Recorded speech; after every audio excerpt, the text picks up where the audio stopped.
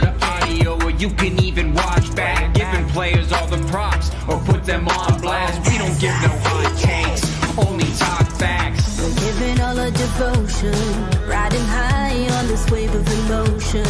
Going all out, yeah, cause this is our time. No, ain't no stopping us till we reach the finish line. All in, we came here to win. We're gonna give everything. S-I-C-K on the run.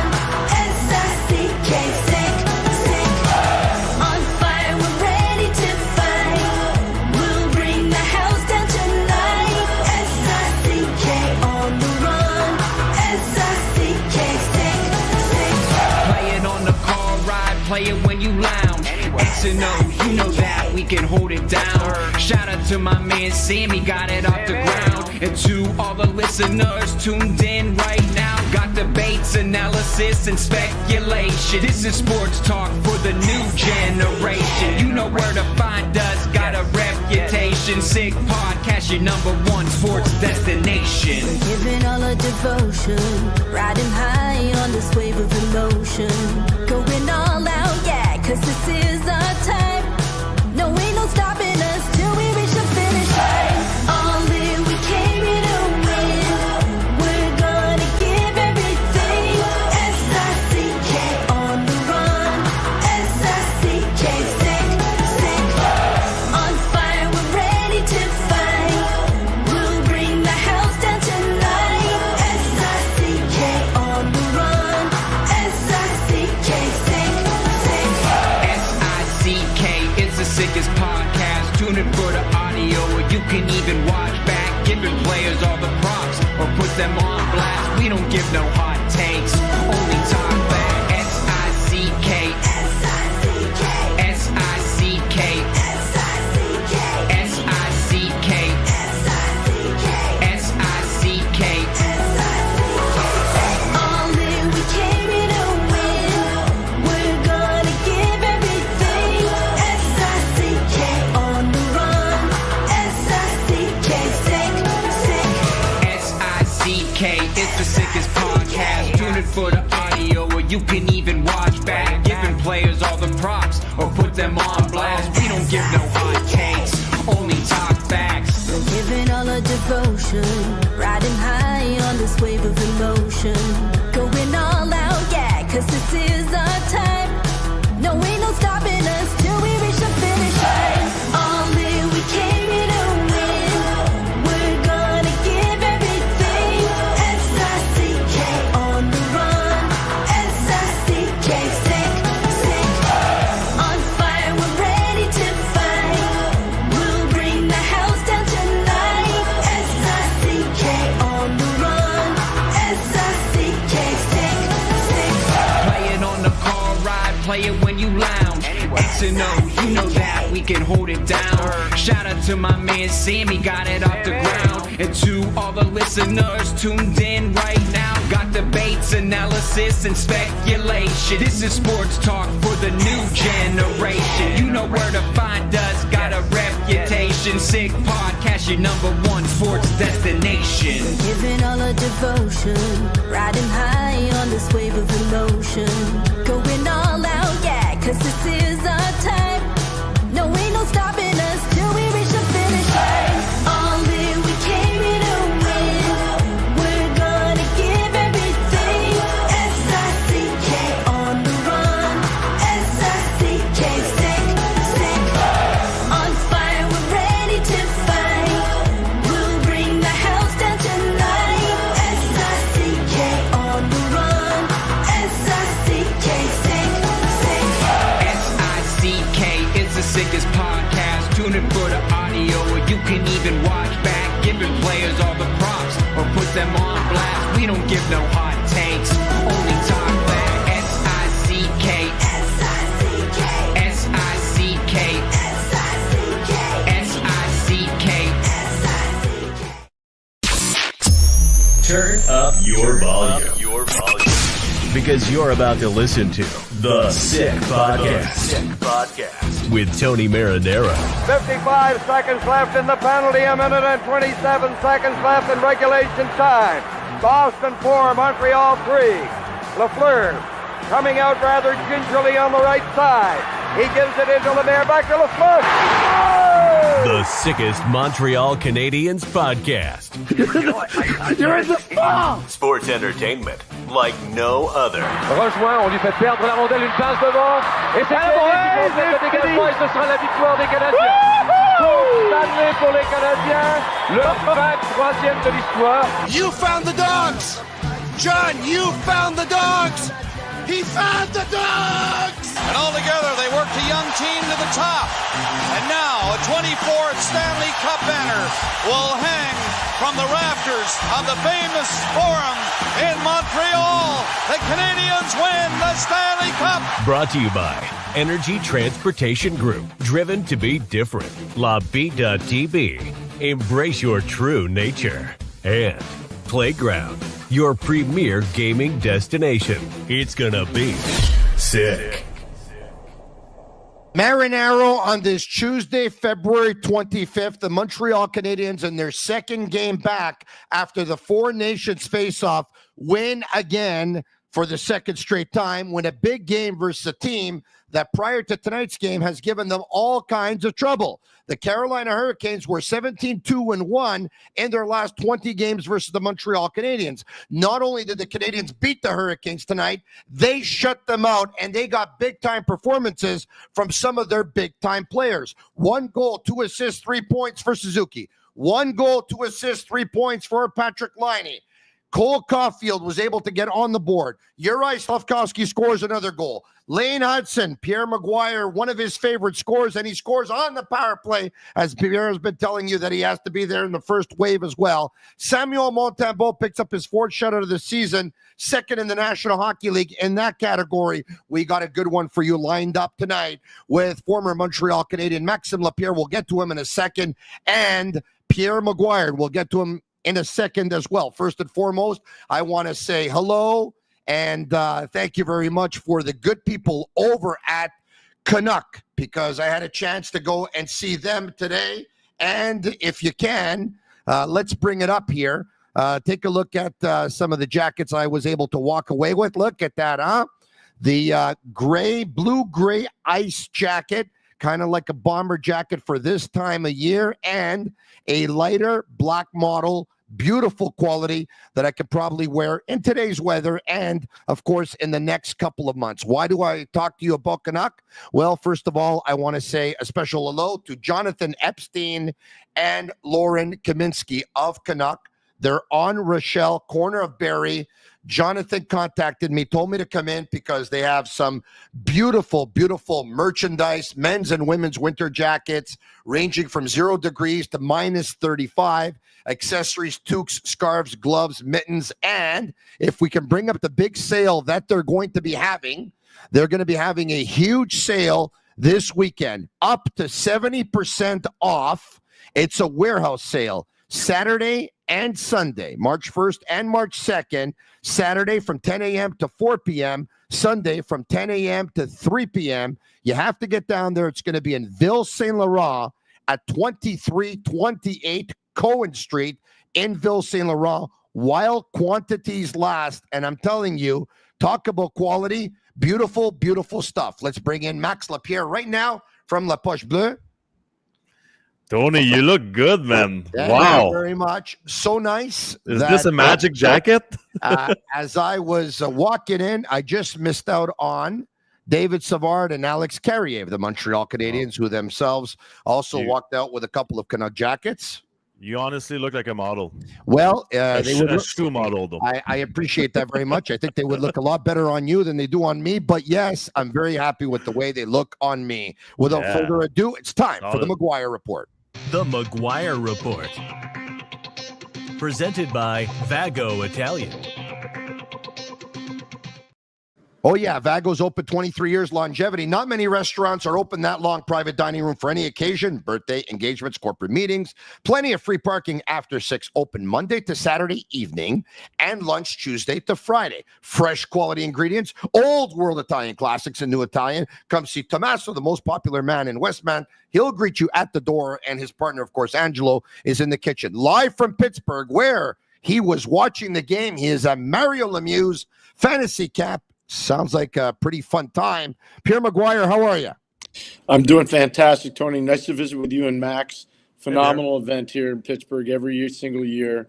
You look good in those coats, by the way, Tony. Thank you very much. That's a great opportunity for you, and well done by the people at Kanuck. That being said, what a performance by the Montreal Canadiens tonight. That was fantastic. 4-0 win against a team that was urgent, that was probably angry from their last game, especially coming out of the Four Nations event.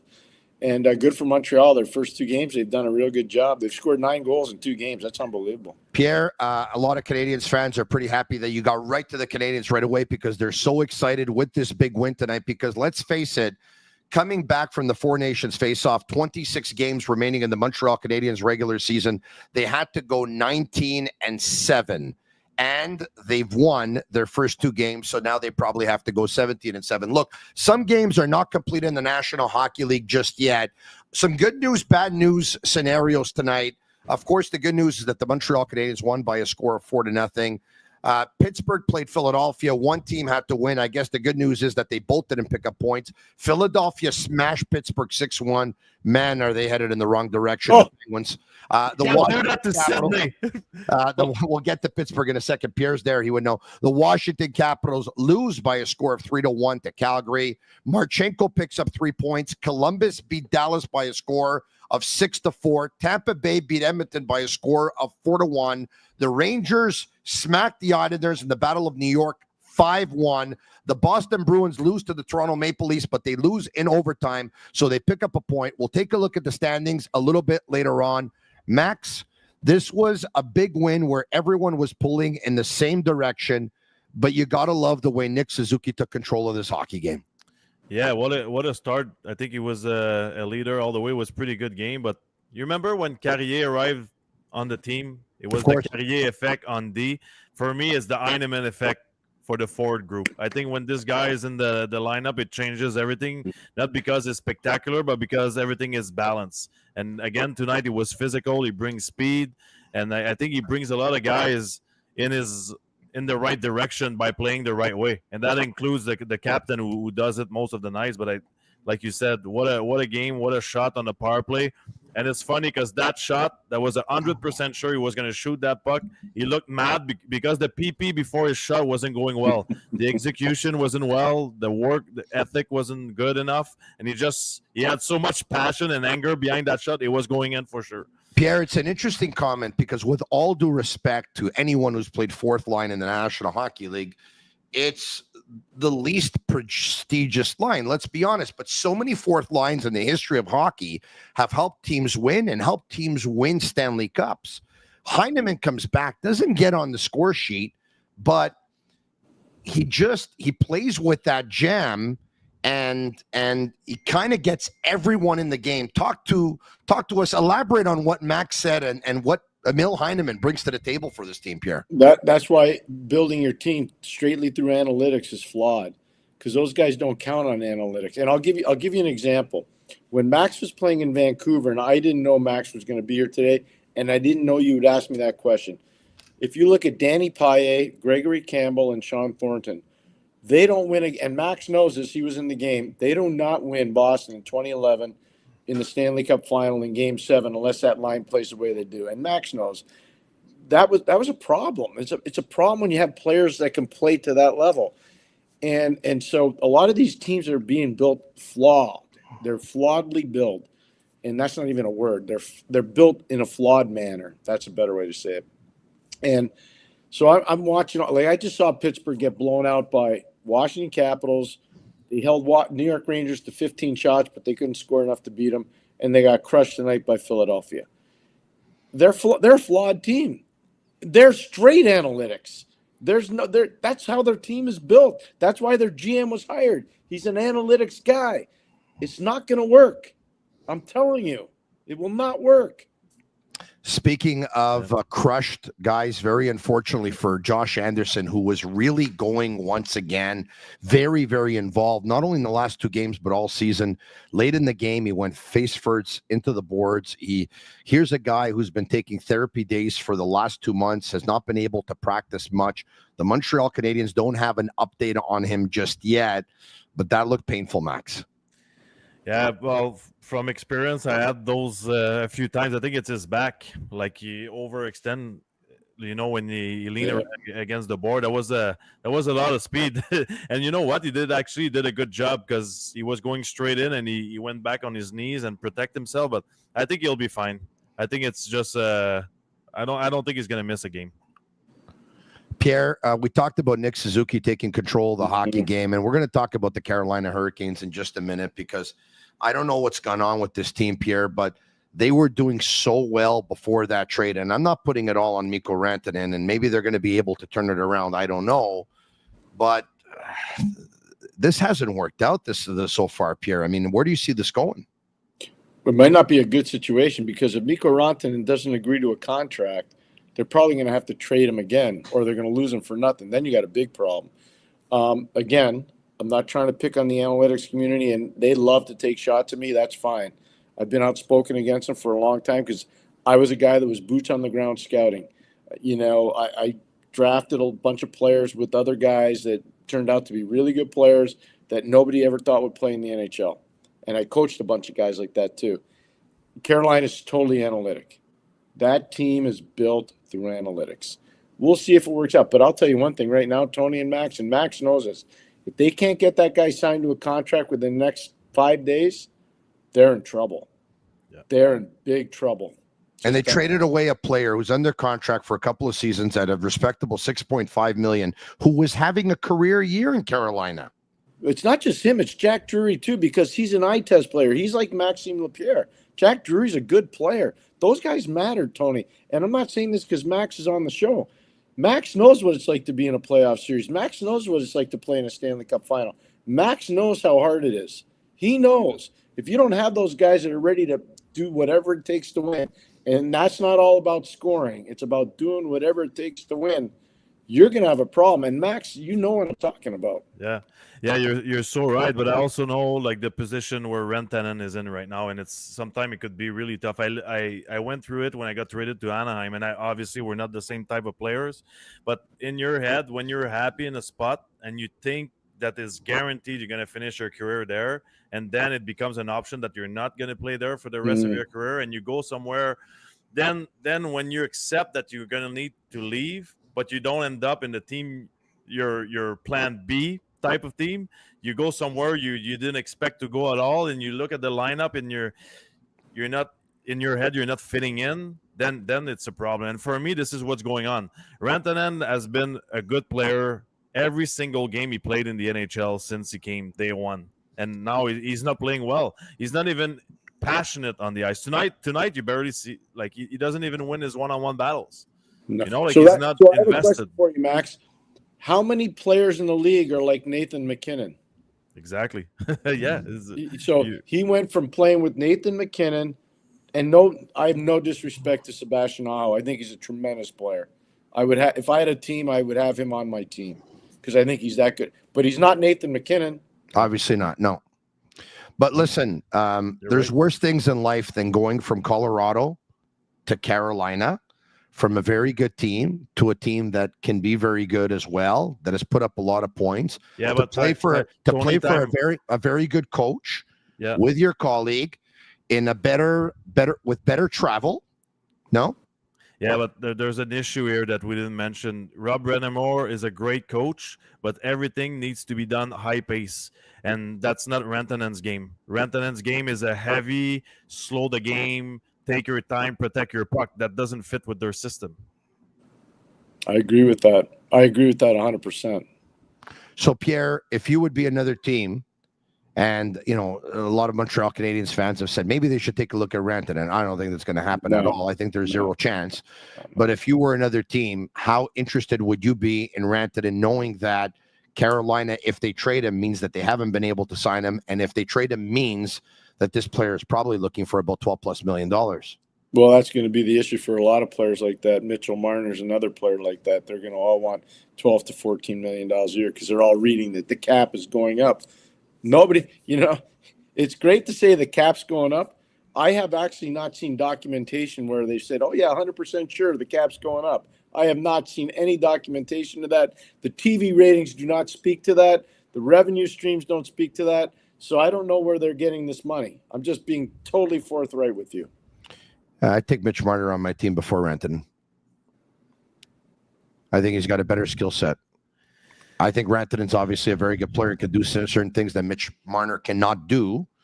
But I don't think Mitch Marner needs to play with a great player to actually show how good he is. And not necessarily saying that Rantanen has to do that, but I'm saying that I do believe that Rantanen benefited from playing with one of the best players in the world. That's a tough. That would be a tough decision.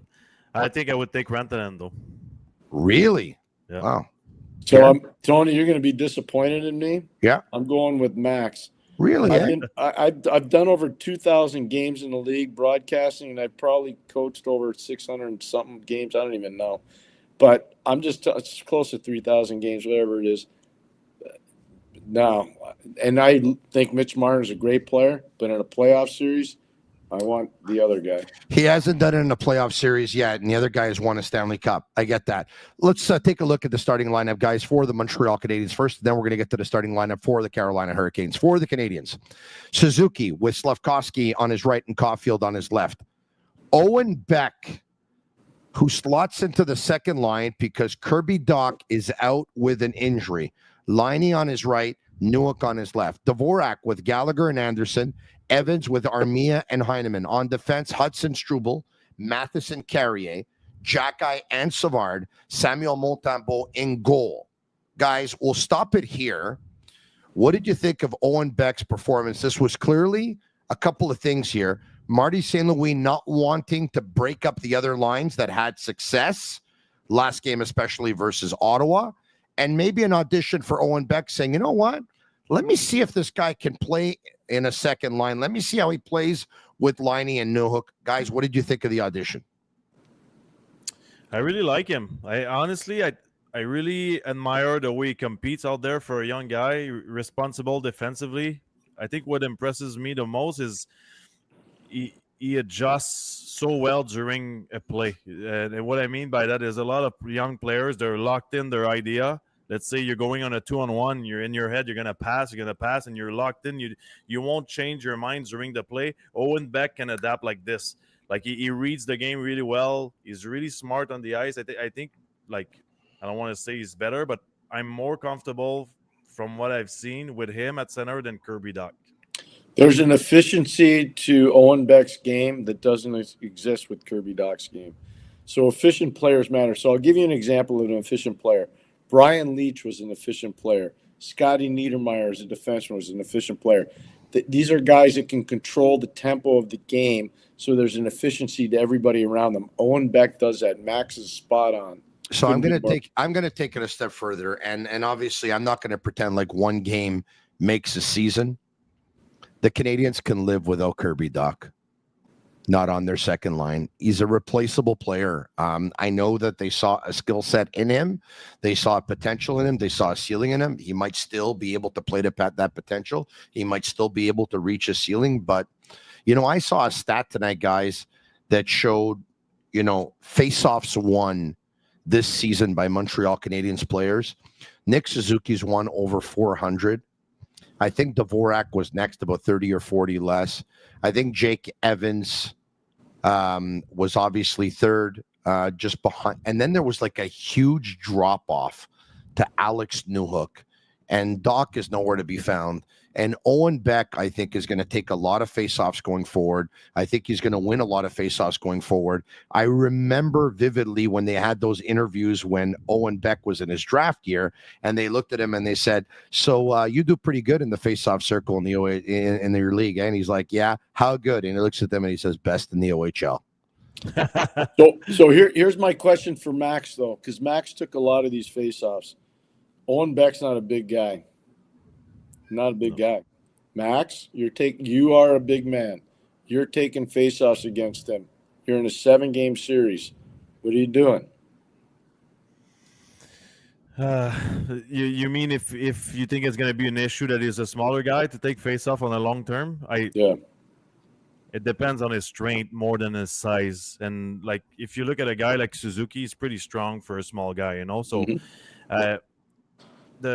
it's such a science to take a face-off. People just think it's 2 sticks and a puck, but it's so much more. It's mathematics, angles, strength, positioning, timing with the referee, analyzing every linesman in the league, see how they drop the puck. So a lot of it has to do with homeworks, hard work, and analyzing the situation. So I would say 33% of a face-off is strength. That's how I see it. No, that's good. That's why I asked you the question. Yeah. So I can I bring up a couple of names, Pierre? Yeah. They're not very big. Guy Carbonneau and Yannick Perreault. Yep. 100%. They're great names to bring up. Yannick Perreault's the best face-off guy I think I've ever seen in the history of the National Hockey League. No, you'd be wrong. You'd be wrong. Ronnie Francis would crush him. Really? Yeah, crush him. Brian Trottier would crush him. Like I coach those guys. I'll tell you something, guys. My first year, I had 2 games back to back. It was Rob Brandamore and Matt Sundin. I swear to God, I think I still have pain in my wrists. So Pierre, obviously, very much respect your judgment. You saw them firsthand. I didn't. What I said in terms of statistically is correct, but because Yannick Perreault at 62.7% has the highest face-off winning percentage in the history of the league. That's fair. I'm just telling you, it's a totally different. And so I know what Max is saying. I'm going to give you an example. I had a guy, Randy Gillen, in 1991 against the Boston Bruins in the Eastern Conference Final, won 15 straight faceoffs in a row. He was a fourth-line center. Our centermen that year were Mario Lemieux, Ronnie Francis, Brian Trottier, Randy Gillen. We didn't just beat them, we wiped them out. It was a totally different. Anyways, Yannick Perreault was a tremendous face-off player. Yeah, listen.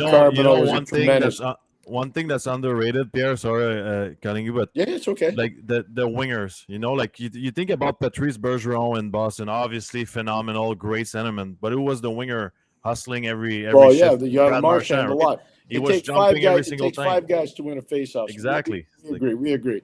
So, but the one thing I'll say is, like, there's some guys that can just pull it clean, and you know that. You've gone against them. And so Yannick was really good at that. Guy was tremendous. Guy's in the Hockey Hall of Fame. Yeah. Guy Carbonneau. Like, he's a tremendous player. So I agree with it. But I'm just telling you, like, they're guys older, a lot of them, not all yet, but Bergeron was one of them. I think the guy that's on our show tonight was really good on faceoffs. Max was really good on faceoffs. He really was. Yeah. Pierre, the Canadiens at one point, they had a really, really tough month of October. Everyone knows that. And then all of a sudden, around Christmas time or mid-December, they get on this streak. They have that back-to-back versus the Detroit Red Wings. They beat them, and then they end up going to Florida. They beat them. They go to Tampa the next day. They beat them. They go to Vegas a couple of days after that. They beat them. They go to Colorado after that. They beat them. They go to Washington the week after. They beat them. They go on a streak of 13-3-1. Which is unbelievable. They had won, I think, 19 of 31 or whatever it was, which was unbelievable. And then all of a sudden, boom, the injuries. Heineman was one of them. Lane Hudson seemed to have hit a wall, like you talked about, a young player who's never played more than 40 games. Very, very tough for rookies in the National Hockey League. And all of a sudden, things start to go downhill. This break, Pierre, once again, it's only 2 games. But it looks like it really re-energized this group. It's such a smart point. It's such a good point. I totally agree, especially for the younger guys. Max can speak to it. I only coached it. I never played it. But usually, not always, usually college players hit the wall at around game 40. And then it takes them about 15 games. So they go backwards and they go forward again. The one thing I'd say about Montreal that I'm really encouraged about, when they were winning, and Max brought up the Carrier factor before we even came on the air, he was right on. That deal created slotting on their defense that changed the dynamic on their back end. It really did. It was a really good point by Max. And so I just tell you, he was a really important part of it. I don't think the Canadiens are done dealing. You guys have brought up Kirby Dach's name. I don't know whether he gets traded or not. I have no idea. But I'll tell you one thing. I think tonight was a dress rehearsal for Owen Beck. You can't trade him, Pierre. He's got no value. Well, I don't know, but who's it? Like if Owen Beck is getting opportunity, I know Kirby's hurt, but Owen Beck's being put in a position where show us what you got, kid. Makes a difference.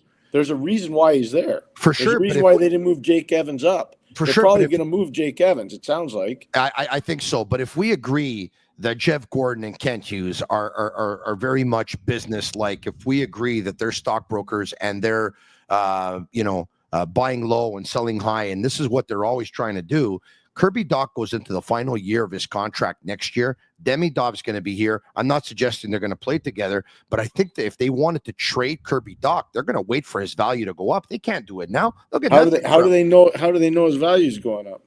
Well, it can't go lower. Can it? I don't know. Max? Can Kirby Dach's value go lower? He can't score. He can't pick up a city. He doesn't play 200 feet. Can't win faceoffs.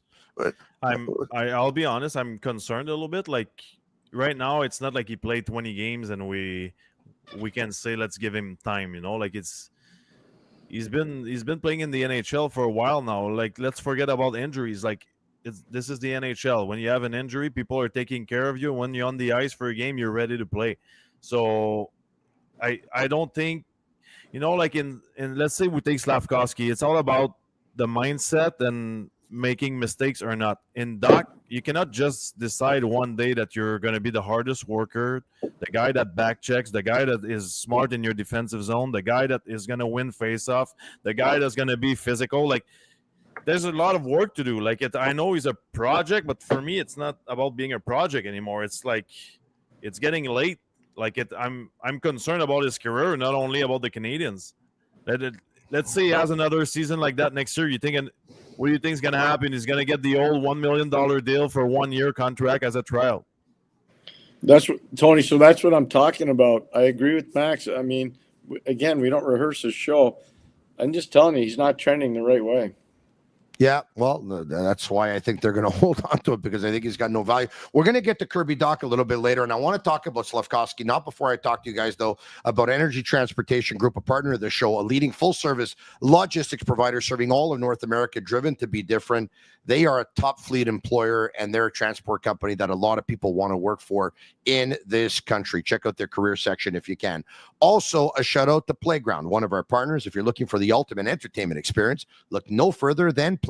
From thrilling gaming and world-class poker to exquisite dining, live music, electrifying DJs, Playground has it all, delivered with unmatched customer service, conveniently located just minutes from downtown Montreal, right across the Mercier Bridge. Why settle for less when you can have it all at Playground, your top destination for non-stop fun? Visit playground.ca for details. Slafkovsky. Anthony Martineau talks with Slafkovsky after the Four Nations face-off, pulls him aside, says, Juraj, I got a question for you. Yeah. Did you watch Canada versus the United States, both games? He says, of course I did. And what did you think of the Kanuck brothers starting off those fights in Montreal? Yeah, I thought that was pretty cool. I watched that. You're right. You know what? You're about 6'3", 225, 230. Brady Kanuck is pretty much the same size. You're both wingers. You both shoot left. You kind of like don't you want to model your game after him? Slafkovsky looks at Anthony Martineau, cracks a little bit of a smile. He says, Anthony, it's funny. He says, why? He says, I just got out of a meeting with Adam Nicholas of our development team, and he showed me video of Brady Kanuck. He showed me highlights of Brady Kanuck, and he told me, Juraj, if you want to have success in the National Hockey League, you have to play like this guy. And Juraj says to Anthony, you know what? I like watching Brady Kanuck play, and you know what? I think I can play like him. He goes out versus Ottawa, and he plays like him. He goes out tonight, and he plays like him again. Pierre, can he continue to play this way? By the way, Juraj Slafkovsky has added that he likes watching video of both Kanucks, and he's also added that they're not the only players that he watches video of. We did this on the show probably 2 months ago. Yeah. And I said they need to show video of the way Brady Kanuck plays, because that's what he needs to play like. So I'm glad the Canadiens listened to us. That's great. Good job by them. You said that, Pierre, so I'm glad they listened to you. Yeah, no, I'm glad they did. So, I need you to say right now you think the Canadiens should hire Tony Marinaro to be assistant coach.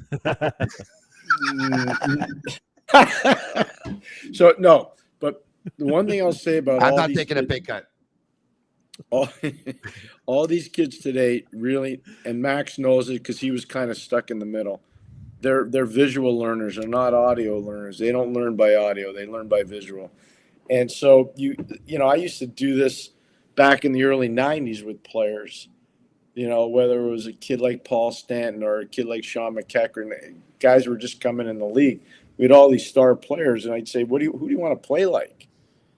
And so one guy would say, well, I want to play like Tony Amonte. Okay, well, I'll show you Tony Amonte. I want to play like Brian Trottier. Well, he plays right here. Watch him in practice. So all these kids today, they need to see pictures. And if he wants to play like Brady, he needs to study what Brady does. Pierre, is there a risk that he tells you or you tell him, I want you to play like Brady, and all of a sudden he gets into a fight with really Greg, but then he ends up choosing a customer where he bites off maybe more than he can chew? Would you be worried about it? Yeah, no, but that happens a lot. So here's my only tip to anybody that wants to do this type of thing. Never tell the player who he needs to be like. Ask the player who he wants to be like. It works out better that way. Ask, who do you want to be like? And so the one thing I'd say is, look, I don't want to give names because I don't think it's appropriate. And Max knows there's a trust that goes in that. That's a hard part of the game, Tony, the fighting part. But there's certain stuff that you tell players if they are engaged in that kind of stuff. And all I'm going to say is I would never put a player in a position to say, you got to fight that guy. I would never do that. I would never do that. Never do that. Yeah, it needs to come from within, you know, like you're. Yep. I think he can play a certain way like Brady Tkachuk, but I don't think he is Brady Tkachuk, you know, like there's not many Brady Tkachuk in the league. Like there's maybe two, him and Tom Wilson, you know, like skill guy that are angry every single shift. There's not many players like that, but I think he's on. You remember like a few months ago, Tony, we talked together. I think Pierre was there. I was saying about just picking the right road for your career, you know, like right now he's on the right road. There's still a long ways to go before being where he wants to be, but he's on the right track for me by seeing it that way. And it proves that he's a good pick, you know, like, because there's not many players that can play that way. So he's a skill guy, big guy, effective, but it needs to come from him. And that happened after the Four Nation. And I think he did a phenomenal job the 2 games. And I think the physical part needs to be like he can play 2 games. He can play the physical game and he can play the skill game. And he doesn't need to play the skill game. But when it doesn't work, you just go to plan B, which is hit everyone, go to the net, drop your gloves once in a while, and then at least you're never going to be a non-factor during a game. Pierre, Norman Flynn from RDS said last night on Anti-Sham, he said, you know what? I don't like this if they're trying to mold him to be Tkachuk because he's not Tkachuk. And Norma said that he believes Slafkovsky is Quinton Byfield. I thought the comparison was interesting, but then I said to myself, Byfield centering a second line in Los Angeles. We're comparing a winger to a centerman now, and correct me if I'm wrong, Byfield much better skater. I don't quite see Slafkovsky and Byfield. Do you? There's a little component that's similar, but no. I would see more Matthew Nyes. I think there's a Matthew Nyes component to him. There's parts of him, and I saw him in Turku, so that maybe this is unfair to everybody else here. I saw him when he was a kid in Turku. There was a Yager factor. You know, I was part of drafting Yarmir. I'm not saying please don't misunderstand me, but there was a Yager factor. Yeah, nobody's Yager. No, he's not. But there was a factor that was similar coming off the boards from the hash mark to the icing line to the net that you don't see a lot in big ice hockey. That he's a handful, right? He's a handful. Yeah, he's a tough. So on big ice hockey, and Max knows this too, it's harder to manufacture those chances from the board to the net. It just is. It's harder because everybody collapses to the net. This guy could do that. He could create. So Yager used to do that. There are not a lot of guys that could do that. So it's a bit different. But I think like Matthew Nyes and he are pretty similar in terms of how they play. There's a couple of stats coming out of tonight's hockey game for Montreal Canadiens players. One of them is for Juraj Slafkovsky. Let's bring it up if we can. And we thank Canadians_Muse for tweeting it. Most points before turning 21 years of age. Mario Tremblay, 112. Galchenyuk, 93. Slafkovsky, 92. Slafkovsky turns 21 in about 5 weeks' time. So he's going to need 20 points to tie Mario Tremblay in the next 5 weeks. I think that'll be pretty difficult, but I think it's safe to say that he's going to pass Alex Galchenyuk, guys. Oh, yeah. He's going past him. Yeah. You better. All right. Speaking of, there was an interesting stat here. There was one that really caught me by surprise, all right? Cole Caulfield picked up a 200th point in the National Hockey League tonight. Where does he rank in Montreal Canadiens history? This courtesy of RDS. He's the fastest to hit 200 points for the Canadiens, Pierre, in the last 30 years. So okay. I think it's great that these stats exist. The one thing that nobody talks about when they create these stat lines, there used to be a red line that you couldn't pass the puck from your side of the blue line to the far red line, to the far blue line. It was called a two-line pass. Yes. That changed in 2005, 2006. Yeah. I'm telling you, and Cole knows, I think the world of him as a player. Not a chance in the old NHL with the way the rules have been defined. No way is even close to those points. Trust You're right. Yeah, I think you're right. I think he's right, Max. Yeah, that's a great point. I think we should stop the show right now. That's the best point I've heard in the last 30 years. Seriously, I never thought of that. The two-line pass. That was a great point. Wow. Because the first thing that came to my mind is I don't think the Canadiens drafted very well in the last 30 years.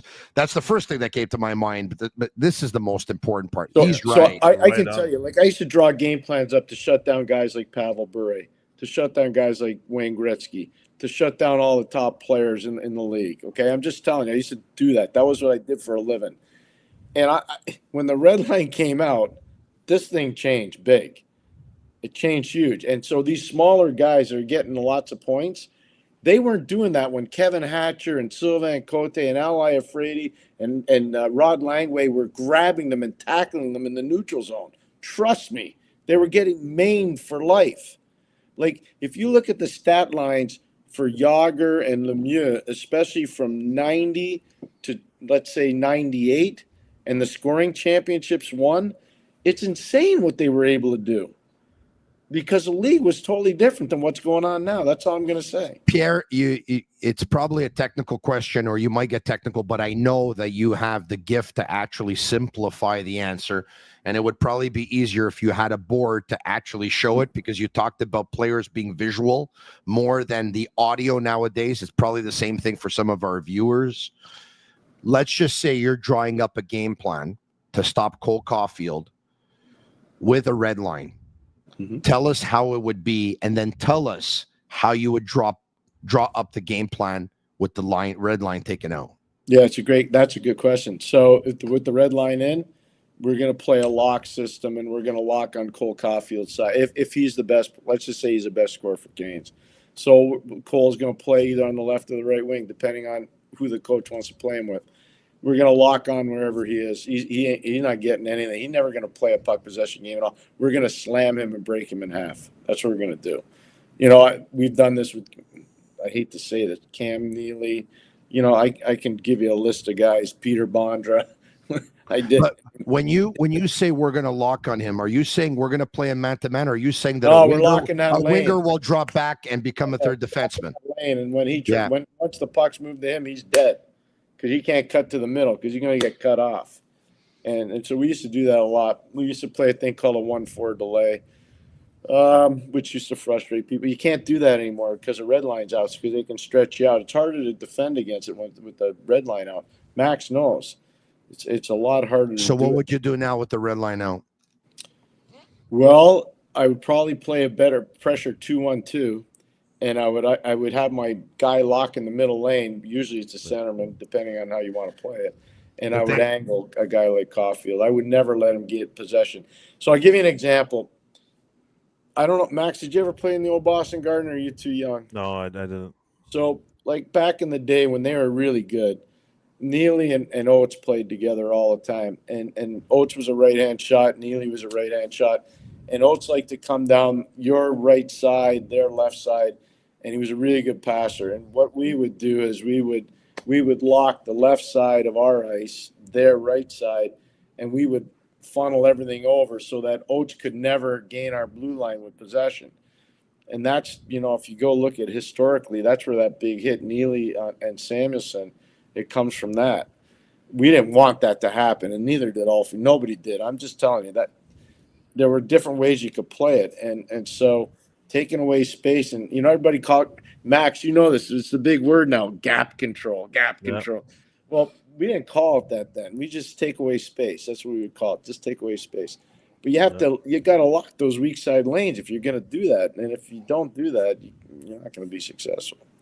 So where does Cole Caulfield rank Max Lapierre for players drafted in 2019 with 200 plus points in the NHL? Yeah. Right behind Jack Hughes and Matt Boldy. So can I just ask Max one thing? Please go ahead. Everybody says Montreal should get Trevor Zegras.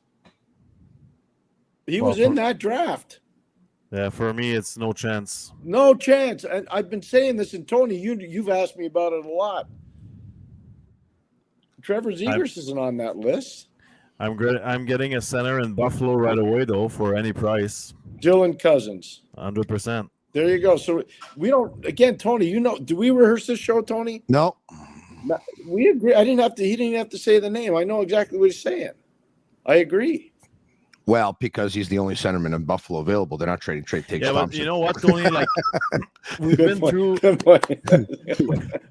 been through so much in Montreal for a lot of years now, and we're finally getting somewhere, and you remember when we started the rebuild, the word that everyone was using is culture. Yeah. I don't believe that a Zegras is changing your culture.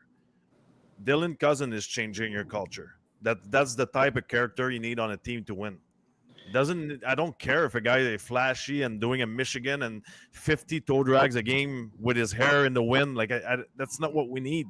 We need players that play with character. With every game matters. Sam It Bennett doesn't types. matter when. Sam Bennett types.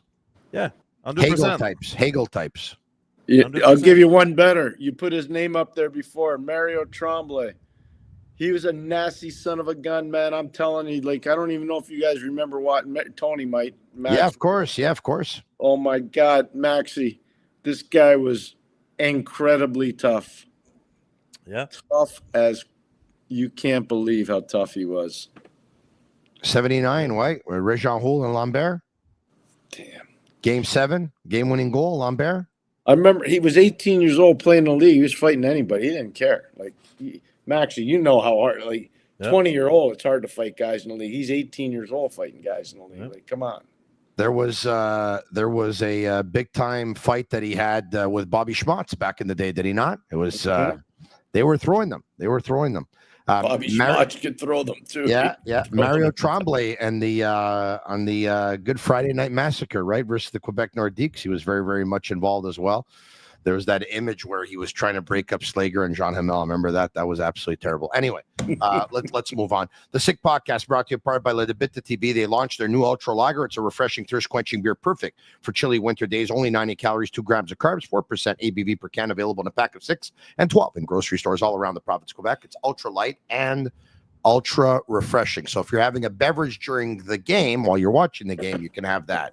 If you'd love to have a dessert, because everyone loves to have dessert while they're watching a game, or especially even on weekends, any special occasion. I know that it was my son's birthday last weekend, and it's going to be my other son's birthday this coming weekend. Bomboloni. They're known as Puffs from Heaven. It's fluffy dough. Looks like a donut. Italian style. It's got rich filling, which differentiates it from any other pastry in the world. Available for order at bomboloniboss.com. Customers can build their box with the flavors that they choose. They have regular size and they have minis available. And I have to tell you, if you try a bomboloni, it will become your dessert of choice. Guys, let's take a look at the game sheet if we can and see who got on the board. All right, here we have it. Juraj Slafkovsky, 8:05 into the game. He deflects a Jaden Struble shot. Max, you have that size that we talked about. If he commits to go to the front of the net, try and deflect pucks. Yeah. John Leclerc used to do it. Yeah, I'll name you two guys in Detroit, Frenzen and Holmstrom. They changed the whole. We're talking about culture. You were going in Detroit. These guys were so annoying being in front of the net. Don't forget, when you get a guy in front of the net, obviously the goalie doesn't see anything, but he brings a defenseman with him. Then it becomes 4-on-4 in the zone. There's more space for guys like Suzuki and Caulfield. Good names. Can I name some? And then we'll give Pierre an opportunity to name some guys who parked themselves in front of the net and deflected pucks. I said John Leclerc. I'm going to say Dave Andreychuk. I'm going to say Tim Kerr. And I'm going to say Dino Ciccarelli. Those are all really good picks. I'm going to say Ryan Smith to build off this list. Ryan Smith's a good one. And I'm going to say one that was the last player picked in his draft year that's a Stanley Cup champion twice in Pittsburgh, Patrik Hornqvist. Patrik Hornqvist, yeah. So, by the way, Max's 2 picks were my first 2 picks, but he got them before me. And Tony, you were spot on with Andreychuk. Dave Andreychuk's in the Hockey Hall of Fame, a big reason why. Yeah. He could score from 2 to 3 feet as well as anybody. And I coached the great Tim Kerr's last NHL game. He played for me in Hartford. And I'm a big Timmy Kerr I felt so privileged to coach him. So privileged. Patrik Hornqvist's name came up earlier today on my radio show, and I think he's like a 7th round pick or something. No, he's the last player picked. He was the last player picked, 230th in his draft year. 230th in his draft year. That's unbelievable. No notes for that one. Yeah, I played with him. Great guy too. Great teammate. 2005 draft, guys. Where That's a Sidney Crosby draft. It's the only draft where a guy went number 1 and a guy went the last pick, and they won a Stanley Cup together. It's the only draft in history. Well, it's not only the Sidney Crosby draft. That's the Maxim Lapierre draft, is it not? No, 2003. Oh, the 2003. Best year that's right. You're 03. Yeah, you're 03. You're right. I want to pump Maxie's tires here. The best draft in NHL history, Max was a part of, 2003. Yeah. Yeah, and when I got drafted, I had to turn around and tell Patrice Bergeron, Shea Weber, and guys like, hey, guys, sorry, I got to go before you. Hey, but you know what? There was one guy, Tony, in that draft that went 205th. His name's Joe Pavelski. Yeah, that's an amazing pick. Bang for your buck. It's probably the greatest pick in NHL history, considering where they picked them. But, Max, you were 2003. Your colleague, Guillaume Latendresse, over at La Poche Bleue, he was in the 2005 draft. He was drafted 45th by the Montreal Canadiens. Guys, it's funny because Pierre McGuire says, yeah, the 2005 draft, that's the year the Pittsburgh Penguins won the lottery and took Sidney Crosby first overall, and he's absolutely right. I'll say this. That's the year the Montreal Canadiens took Carey Price at 5 and Latendresse at 45. But the Los Angeles Kings took Kopitar at 11 and Jonathan Quick at 72. Oui, monsieur. And it was brought up on our draft coverage, and some people were mad. Nobody sent an apology. It's okay. That pick was right off the reservation, right, Pierre? Yes, sir. That's exactly right. No, but listen, Carey Price was unbelievable. Oh my gosh, he was a great pick. If but the Canadiens, I want everybody. If the Canadiens draft Kopitar and Jonathan Quick, they have at least a Stanley Cup. So here, if they don't, as long as they don't trade Ryan McDonough, yeah, the dumbest things they ever did, moronic. That was silly. You were upset about that one. I remember that. On a lefty and a righty forever. Like, seriously. And Tony, you know how mad I was. Maxie was playing then. That was. You were mad. I'll take it a step further. You were not a big fan, not only of that deal, but a couple of days later when they went on a one-day shopping spree and they signed Brian Jonta and Max Camilleri to those big contracts. You thought that they were cutting corners and skipping steps. And 100%. Montreal Canadiens fan base got pretty excited that year when Jaroslav Halak stopped everything.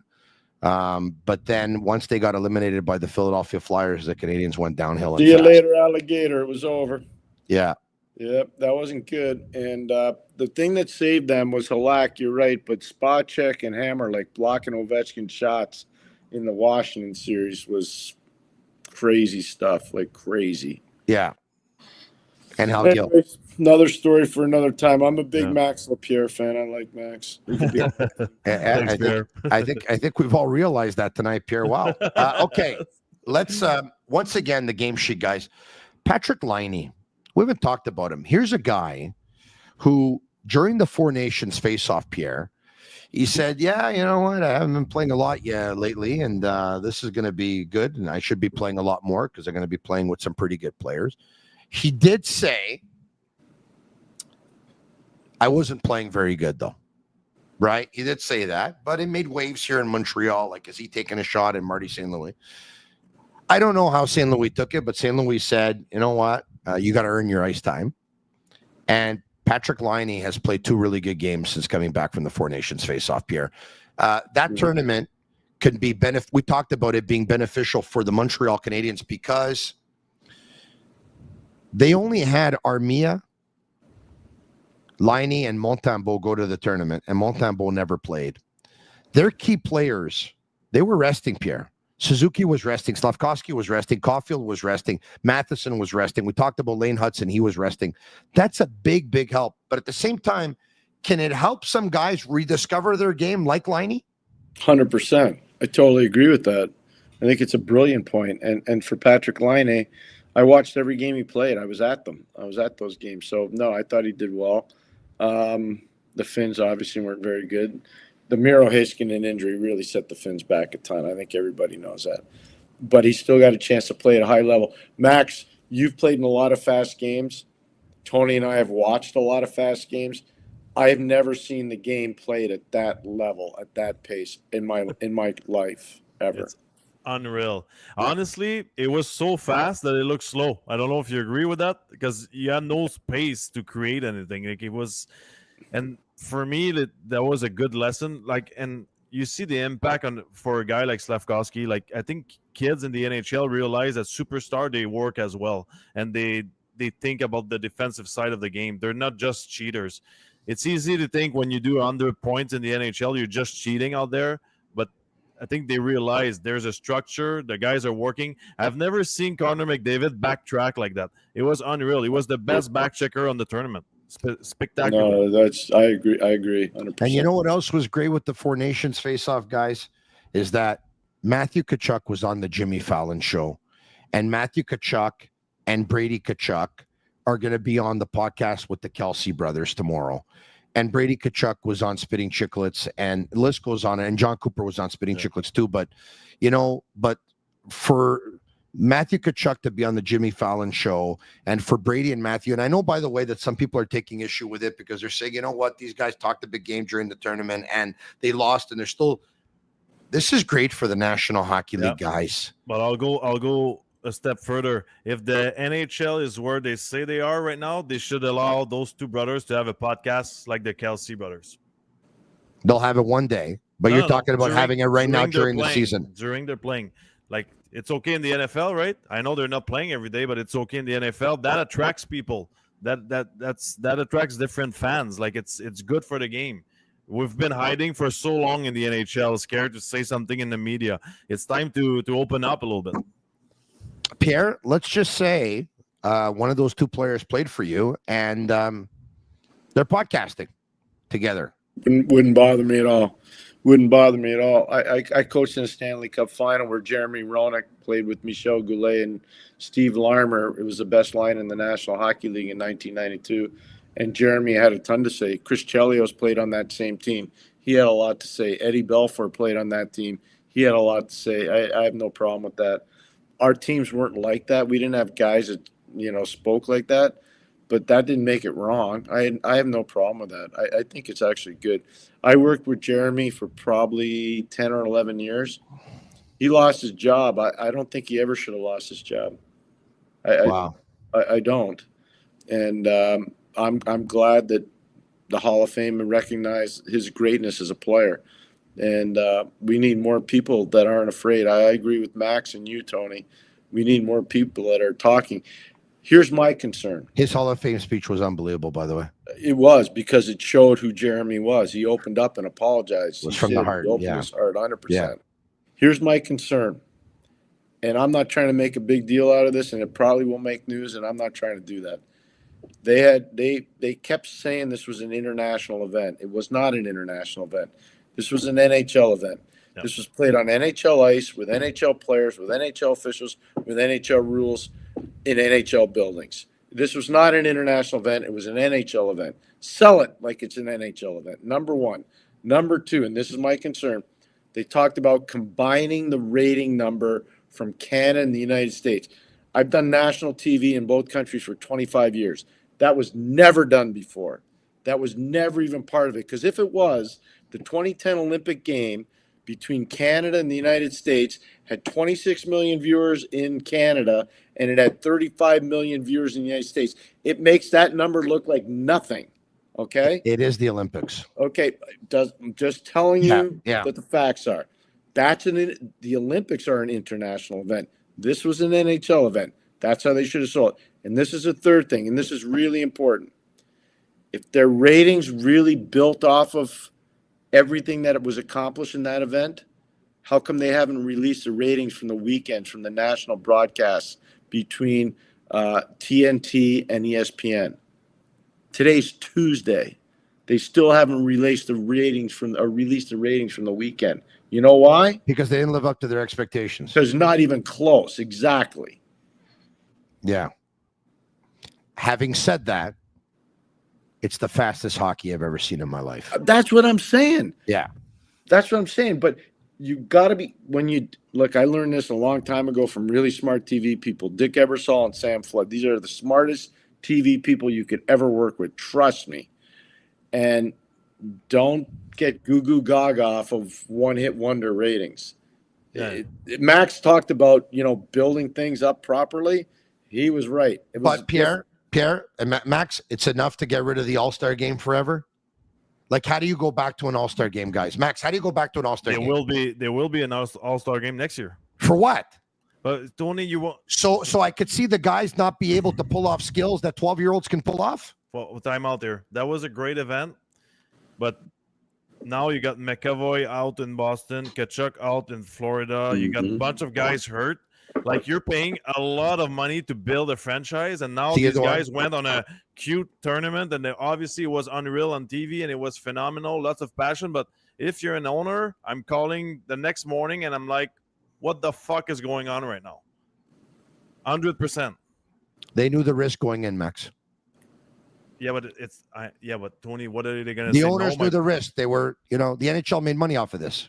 Yeah, there's nobody that knew it was going to be that type of hockey, like Game 7 type of hockey every single game. We were expecting like 2 steps better than an All-Star game maybe, but not that, like open ice hit fights, like not a chance. Nobody thought Saturday night in Montreal was going to be like it was. Not No a chance. Tony, no way. Yeah. I'm telling you, they never thought that. And with all due respect, I'm not trying to talk down to anybody. I've been in Board of Governors meetings.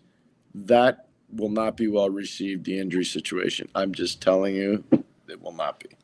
Guys, this has been a lot of fun. Before we go, Pierre Arpin-Basu says Kent Hughes is trying to package Armia and Jake Evans.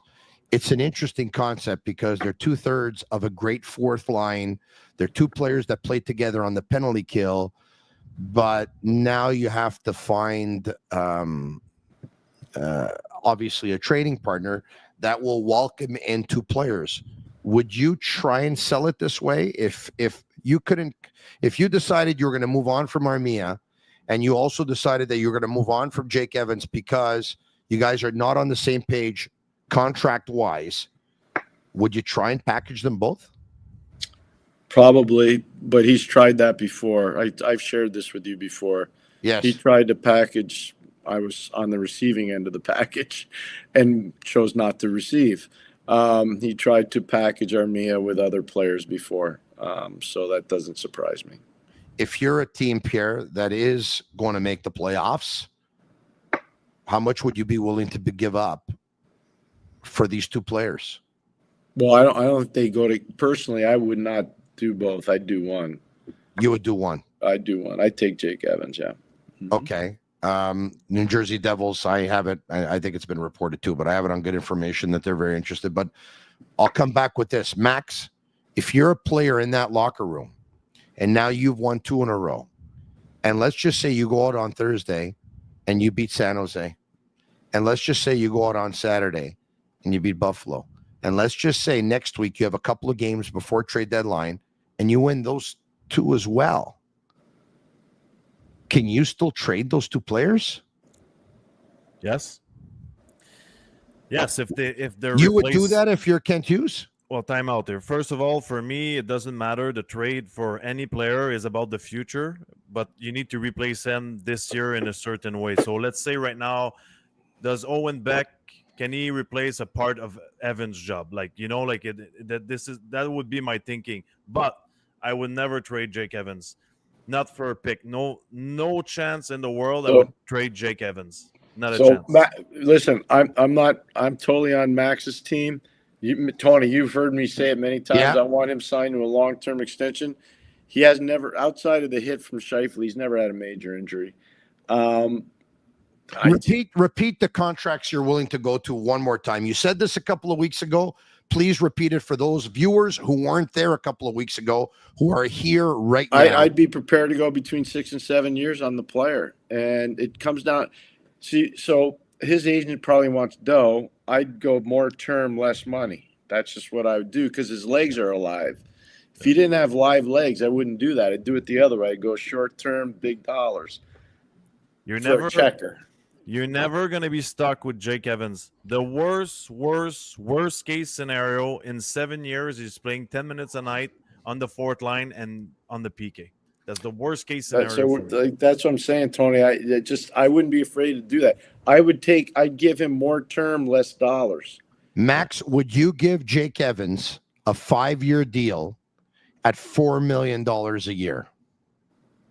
It's a tough question, Tony, but they need to be like, it's not our job, obviously, but they need to be creative. Like Jake Evans shows up every night. It's not my thinking is different with Armia, and Armia's played really well the last year and a half, but he's got a tendency to be off one night and playing really well the other night. Not Jake Evans. Jake Evans shows up every night. Forget the stats, the goals. He's going to be. What do you think the first thing is going to be this summer when, let's say, Jake Evans is traded? What do you think we're going to try to do this summer? Go out and get a guy who can win faceoffs and kill penalties. 100%. So why not keep a guy that everyone loves in the dressing room? He's been here his whole career. He's a great guy, great face-off guy, great player. Keep him. Are we gonna do the Philip Danault mistake? And I'm not comparing the two players, but for a couple, like what for $500,000, we're gonna lose him a year? Like, I don't agree with that. I totally agree. I'm with Max. The Danault thing was not right, but it is what it is. You move on. Gentlemen, the Montreal Canadiens will host the San Jose Sharks on Thursday night. Pierre, you'll be back for that one. Before we go, Pierre, talk to us about Lemieux Fantasy Camp. What can you share with us? What happened today? Well, he's raised over $40 million over the course of the camp. It's been 13 years. It's for cancer research in Pittsburgh. I'm so proud of the former players that I used to coach. And I gave a speech tonight. I said, you know what? Everybody uses the term former. Everybody that was in that room aren't former. They're all current because we're all together. We all won together. And I'm really grateful for everything he does. And not just in this community, but around the hockey world. Mario's an amazing man. I'm just telling you. I'm so grateful for all the people that are around him, all my former players that I had the privilege of working with. And to see all these people that come from around the world. They come from around the world. 80 people. And they pay significant money to come, and they know they're coming to realize their hockey fantasy, but also to give back to a community for cancer research. It's an amazing thing. Who's on the ice of names that we would know? Mark Recchi, Colby Armstrong, Paul Coffey used to be here when he wasn't coaching, Larry Murphy, Joey Mullen, Kevin Stevens. Oh my gosh, there's just so many. Pierre Turgeon. He was there. He played for me. Championship team. Pierre Turgeon was on my team. Colby Armstrong and Pierre Turgeon were my NHL players. Everybody else had 4. I had 2 because Larry Murphy had to go do the Detroit game tonight. So he went back to Detroit to broadcast. So was today your final, Pierre? Today was a final, and the Calder team, which is our team, won the championship. I figure they did, Pierre, because knowing how much you like losing or don't, you probably wouldn't have been here tonight if your team would have lost. No, I would not have been happy if we had lost today. I was so proud of our guys. And Max Lapierre, Max Lapierre will appreciate this. I'm a huge, everybody that was around the era that Max played, Maxim Talbot was a heart and soul guy. Yeah. He was an 11th round pick. And in the 2004 World Junior, I'll never forget this. He made Team Canada. Canada lost a heartbreaking gold medal game to the United States that year. Max Talbot went to his agents and asked for a loan so that he could fly his family to the World Junior. I never forgot that story. And I see Max Talbot now. He's the most amazing man. He's an amazing human being. Wow. He's just one example of guys that come to this. And, eventually Sid will come to this. And it's amazing. It's amazing. And with all that talent on the ice in Game 7 of the Stanley Cup Final between the Pittsburgh Penguins and the Detroit Red Wings, or was it Game 6? It was when the Pittsburgh Penguins won. 2009, it was Game 7. It was Fleury with the big save off Nicholas Lidstrom in the 9 seconds. It was Nicky. Max Talbot who scored the 2 goals in the 2-1 Two goals win. in Game 7, 100%. That's pretty amazing. Pierre, I'll end this with Mario. Max was in the building that night when Canada played versus Sweden, opening night of the Four Nations face-off. I was in the building too. I was far away from Mario. The closest I got to him, I think, is that I was in Loge 217 and he was in Loge 213. So 4 loges away. That's the closest I got to Mario that night. Without even being close to him, everyone in the building could feel that that greatness was in the building. Yeah. And those who were around them could feel that they were in the presence of greatness. If you have a chance, please let Mario know that, but I'm sure he knows already. Thank you, Pierre. That's so nice of the way you said that. Yeah. I'm gonna play this and send it actually to him. I'm gonna give you a quick Mario Lemieux story. Mac, I want Max to hear this too, as a guy that played in the league when it still wasn't the way it is now, which is totally different. I was sent with our top group to Vail, Colorado in training camp. And we flew on a commercial flight. We were 2 hours late. And we still had an hour and 20 minutes to get to Vail on a bus from the old airport in Denver. And there were no cell phones. So I called the head office and I talked to Scotty Bowman and Craig Patrick. I said, do you want us to go on the ice today or do you want me to just let it go? And Scotty goes, no, set the tone for the rest of training camp. Put them on the ice. So I said, okay. And Craig said, yep, whatever Scotty says, go do. I said, okay, I will. So I went to Mario. Nobody told me to do this. I just went to Mario. I go, his nickname is Ace. I said, hey, Ace, got a favor to ask. He goes, what's that? I go, we're going to practice today. I know we're late. And he said, not a problem, but we need food. We're starving. So we pulled over to Wendy's or McDonald's on a bus. I have no idea. They all went in. They got hamburgers. You asked Kevin Stevens, Paul Coffey, Ronnie Francis, Joey Mullen. They were all there. Larry, all the Hall of Fame guys. Jaromir Jagr was there. Asked them about that practice in Vail, Colorado. We left the Evergreen Lodge. We went to the Vail Arena. To this day, they will all tell you, including the guys who are here tonight, the best individual performance they've ever seen in their lives was that day in Vail, Colorado. He said, I'm going to set the tone for camp, and he did. You know what's amazing? Pierre McGuire in his iPhone has the name Ace, and it's Mario Lemieux. I have the name Ace. It's my buddy Andre. Guys, thanks for being a part of it tonight. Maxim Lapierre, always a pleasure, of course, of Thanks, La guys. Poche Bleue, Yes. and, of course, La Poche Bleue, Blanc Rouge on Montreal Canadiens game nights. And, Max, I look forward to joining you tomorrow night See you on La tomorrow, Poche my Bleue. friend. You can check it out on YouTube. It Yes. starts at 8 p.m. Good Gentlemen, job, have a Pierre. great night. Good work. Oh, Maxie, I love you you. to death, kid. You're so good at what you're doing. Keep it up. Tony, thank you for Thank having you, me. Pierre. Thank you very much. Yeah. Thank you. I have a feeling Pierre likes me too. I think. I hope. I think he does. Marinaro, if you want to put $1 or $2 on the Montreal Canadiens to make the playoffs, you go all the way with Betway and get a free bet up to $200. If your first bet loses, scan the QR code on the screen or click on the link in the details section to create an account, redeem your welcome offer. Offer is only available for new customers. Terms and conditions apply. Offer is not available in Ontario. Must be 18 years of age and older, and please play responsibly. Once again, I want to thank all of our partners. Energy Transportation Group is one. Playground is another. Bittt Tibi is another. I just talked to you about Betway. I want to thank Restaurant Vago for bringing you the McGuire Report and Pierre McGuire. I want to thank Bomboloni Boss, my new favorite dessert of choice, and Kanuck. Warehouse sale this weekend, Saturday, March 1st and March 2nd at 2328 Cohen Street in Ville Saint Laurent. Saturday between 10 and 4, Sunday between 10 and 3 p.m. Up to 70% off on men's winter jackets, women's jackets, toques, hats, mittens, the whole thing.